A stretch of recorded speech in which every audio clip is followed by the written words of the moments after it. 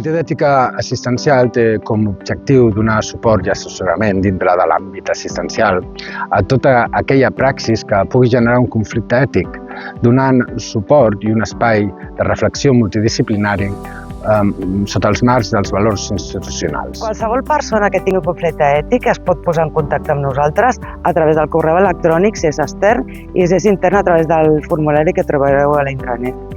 A partir d'aquí ens posarem en contacte amb vosaltres per convidar-vos a una de les nostres sessions i parlar del vostre cas. Cualquier acto clínico requiere un posicionamiento ético fuerte y responsable por parte del profesional. En nuestra organización, dos elementos clave de cualquier actuación son la atención centrada en el usuario, en el paciente, en la persona, y la orientación ética de cualquier intervención.